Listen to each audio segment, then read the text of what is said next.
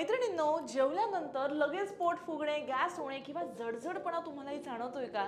तर अजिबात टेन्शन घेऊ नका. यामागचा सगळा झटपट उपाय मी तुम्हाला सांगणार आहे, त्यामुळे व्हिडिओ शेवटपर्यंत बघा.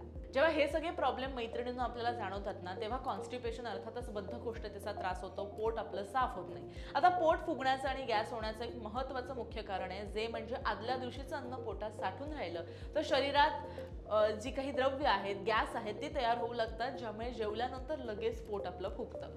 आता हा त्रास मुळापासून घालवण्यासाठी ना रात्री झोपताना काही खालीलपैकी तुम्ही घरगुती उपाय करू शकता, ज्यामुळे सकाळी पोट तुमचं अगदी व्यवस्थित साफ होईल, गॅसेस वगैरे होणार नाही. त्यामध्ये नंबर 1 आहे दुधात गाईचं तूप. सर्वात सुरक्षित आणि आयुर्वेदामध्ये अगदी नावाजलेला हा प्रकार आहे. हा आयुर्वेदातील अतिशय जुना आणि खात्रीशीर उपाय मानला जातो, कारण तूप आतड्यांना मऊ करतं आणि साठलेला जो काही मळ आहे तो सरकण्यासाठी मदत करत असतं. मग ते तुम्हाला कसं करायचंय, तर रात्री झोपण्यापूर्वी 1 ग्लास कोमट दुधामध्ये 1 चमचा शुद्ध गाईचं तूप मिक्स करून तुम्ही पिऊ शकता. याचा फायदा काय होणार आहे, तर सकाळी उठल्यावर कोणत्याही त्रासाशिवाय नैसर्गिकरित्या तुमचं पोट साफ होईल. आतड्यांमधला जो काही कोरडेपणा आहे तो सुद्धा कमी होईल. नंबर 2 आहे ते म्हणजे कोमट पाण्यासोबत त्रिफळा चूर्ण. आता ह्याला सुद्धा आयुर्वेदामध्ये महत्त्व आहे.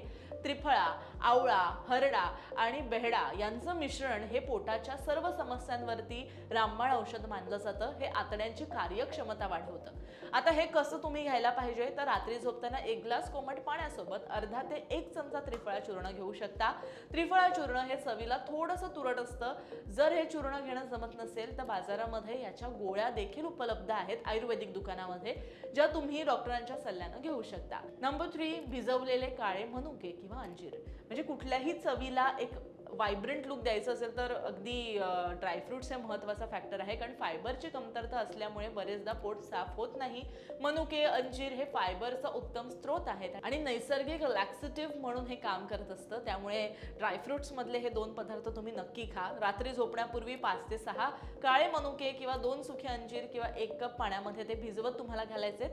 दुसऱ्या दिवशी सकाळी उपाशी पोटी ते मनुके आणि अंजीर चावून खा आणि ते पाणी सुद्धा पिऊन टाका. जर सकाळी विसरला तर रात्री झोपताना 5 ते 6 मनुके दुधामध्ये उकळून ते दूध प्यायल्यानं सुद्धा तुम्हाला फायदा होऊ शकतो. पुढचा महत्त्वाचा एक मुद्दा आहे तो म्हणजे एरंडेल तेल. तीव्र बद्धकोष्ठतेचा ज्यांना त्रास आहे त्यावरती हा रामबाण उपाय आहे. जर तुमचं पोट खूप जास्त कडक असेल, 2-3 दिवस ते साफच झालेलं नसेल, तर हा उपाय केला पाहिजे. रात्री झोपताना 1 कप कोमट दुधामध्ये किंवा पाण्यामध्ये 1 लहान चमचा तुम्ही एरंडेल तेल टाकून घेऊ शकता. पण आता एक सावधानता सुद्धा बाळगली पाहिजे, कारण हा उपाय सलग करू नये. आठवड्यातून फक्त एकदा किंवा गरज असेल तेव्हाच करावा.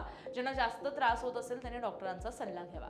आता झटपट रिझल्टसाठी दिवसा काय केलं पाहिजे हे सुद्धा मी तुम्हाला सांगते. आता रात्रीच्या उपायांसोबतच दिवसा पुरेसं पाणी पिणं, जेवणामध्ये फायबरयुक्त पदार्थ जसं काकडी, गाजर, पालेभाज्या, फळं म्हणजे सॅलड समाविष्ट करा. शारीरिक हालचाल किंवा रोज किमान 20 मिनिटं चालण्यानं सुद्धा आतड्यांची हालचाल सुधारते. त्यामुळे हे सुद्धा सगळं तुम्ही करू शकता.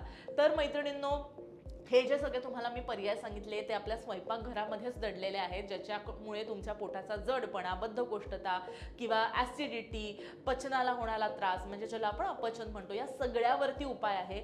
ओवा, जिरं तर आपल्या घरी असतं, अगदी फार पैसा खर्च करावाही लागत नाही. तर या सगळ्या पदार्थांच्या सहाय्यानं तुम्ही तुमचं अगदी जठराग्नी शांत करू शकता. आणि जर तुमचं पोट नीट असेल, गट हेल्थ छान असेल, तर ती तुमच्या अगदी त्वचेवर सुद्धा दिसून येते, चेहरा सुद्धा तुमचा उजळतो, तुमचे केस खूप चांगले होतात.